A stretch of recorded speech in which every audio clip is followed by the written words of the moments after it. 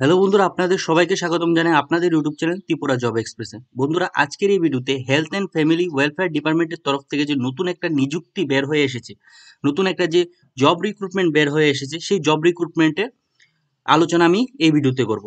এই ভিডিওতে আমি আপনাদের রিক্রুটমেন্ট প্রসেস থেকে শুরু করে আপনাদের যোগ্যতা, তারপর আপনাদের অ্যাপ্লিকেশন প্রসেস, সম্পূর্ণ বিষয়টা আমি এই ভিডিওতে আলোচনা করব। তাই ভিডিওটি শুরু থেকে শেষ পর্যন্ত দেখবেন এবং যদি ভিডিওটি ভালো লাগে অবশ্যই আমার চ্যানেলটাকে সাবস্ক্রাইব করতে ভুলবেন না। চলো বন্ধুরা, এখন শুরু করি। ফার্স্টে আপনারা নোটিফিকেশনটি কিভাবে দেখবেন।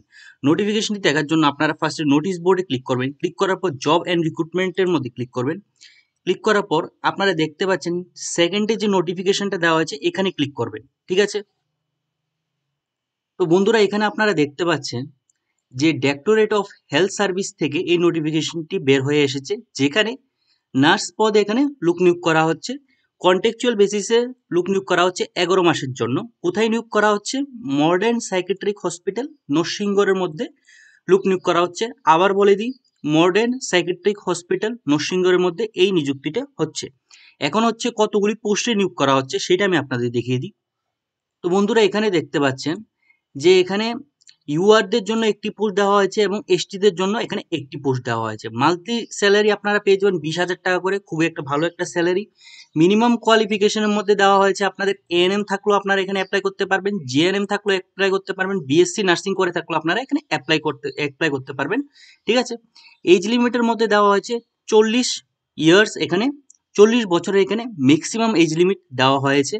তার সাথে 5 বছরের রিল্যাক্সেশন পেয়ে যাবেন এসসি এসটি পিডাব্লিউডি ক্যান্ডিডেট তারা। ঠিক আছে। এখন হচ্ছে আপনাদের সিলেকশন প্রসেসটা কি হতে যাচ্ছে তা আমি বুঝিয়ে দেবো। তারপর আপনাদের অ্যাপ্লিকেশন প্রসেসটা কি হতে যাচ্ছে তাও আমি বুঝিয়ে দেবো। প্লাস আপনাদের কি কি ডকুমেন্টস সাবমিট করতে হবে তাও আমি বুঝিয়ে দেবো। ঠিক আছে। এখন হচ্ছে আপনাদের সিলেকশন প্রসেসটা কিভাবে হবে সেটা আমি আপনাদের বুঝিয়ে দিই। তো বন্ধুরা, এখানে দেখতে পাচ্ছেন 4 নাম্বার পয়েন্টে আপনাদের সিলেকশন প্রসেসটা এখানে মেনশন করে দেওয়া হয়েছে। এখান থেকে এতটুক পর্যন্ত যে আপনাদের 90% ওয়েটেজ থাকবে একাডেমিক পারফরমেন্সের উপর। ঠিক আছে। আপনারা যে 10, 12 গ্রাজুয়েশনের মধ্যে কেমন মার্ক পেয়েছেন তার উপর ভিত্তি করে আপনাদের 90% মানে 90 মার্ক আপনাদের এখানে দেওয়া হবে তার উপর ভিত্তি করে। তারপর যে 10% মানে 10 মার্ক আপনাদের ইন্টারভিউ মাধ্যমে আপনাদের দেওয়া হবে।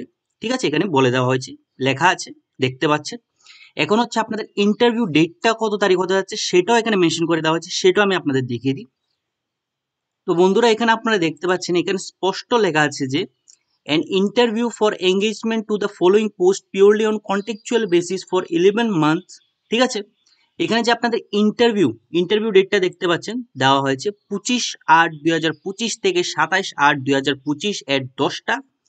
ঠিক আছে। মডার্ন সাইকেট্রিক হসপিটালে নরসিংগড়, এখানে আপনাদের ইন্টারভিউটা নেওয়া হবে, এখানে বলে দেওয়া হয়েছে। ঠিক আছে।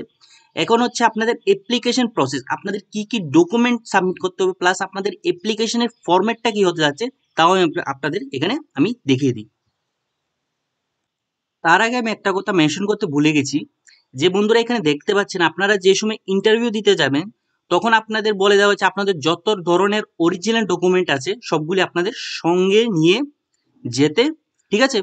বলে দেওয়া হয়েছে এখানে, দেখতে পাচ্ছেন এখানে এখানে বলে দেওয়া হয়েছে যে আপনাদের সঙ্গে নিয়ে যেতে হবে সব ধরনের আপনাদের অরিজিনাল ডকুমেন্টস। ঠিক আছে। এখন হচ্ছে আপনাদের কি কি ডকুমেন্টস সাবমিট করতে হবে সেটা আমি আপনাদের দেখিয়ে দিই। তো বন্ধুরা, এখানে আপনারা দেখতে পাচ্ছেন এখানে আপনাদের যে ডকুমেন্টগুলি কি কি ডকুমেন্ট আপনাদের সাবমিট করতে হবে তার লিস্ট দেওয়া হয়েছে।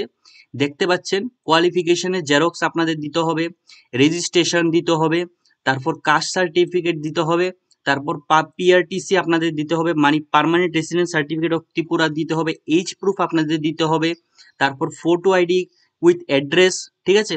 Address, photo ID with address, যেমন এটার মধ্যে একটা এক্সাম্পলও দেওয়া হয়েছে যে Aadhaar card, driving licence, voter ID card. ঠিক আছে। এইসব সার্টিফিকেট আপনাদের এখানে জমা দিতে হবে। এখানে নো অবজেকশন সার্টিফিকেটও দেওয়া হয়েছে ইফ অ্যাপ্লিকেবল বলে দেওয়া হয়েছে। ঠিক আছে। তো এখানে এইসব সার্টিফিকেট আপনাদের জমা দিতে হবে। তারপর হচ্ছে আপনাদের যে অ্যাপ্লিকেশনের ফরম্যাটটা, ঠিক আছে, অ্যাপ্লিকেশনের ফরম্যাটটা কি হতে যাচ্ছে সেটাও আমি আপনাদের দেখিয়েছি। যে এখানে নিচে স্ক্রল ডাউন করলে আপনারা আপনাদের অ্যাপ্লিকেশনের ফরম্যাটটা পেয়ে যাবেন। আপনারা এই পিডিএফ এর লিংক আপনার ভিডিও ডিসক্রিপশনও পেয়ে যাবেন, সেখান থেকে আপনারা ডাউনলোড করে এই অ্যাপ্লিকেশনটা প্রিন্ট আউট করে আপনারা বের করে নেবেন এবং ফিল আপ করবেন। ঠিক আছে। ফিল আপ করে কোন ডেটে আপনাদের এই যে ফর্মটা জমা দিতে হবে সেটাও আমি এখন আলোচনা করে দিচ্ছি।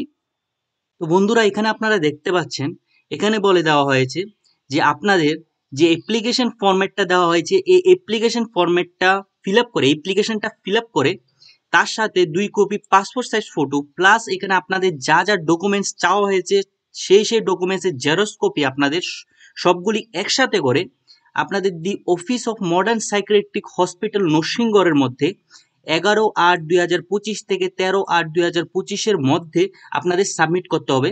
টাইমও দেওয়া হয়েছে 10টা টু 5টার মধ্যে আপনাদের গিয়ে সাবমিট করতে হবে।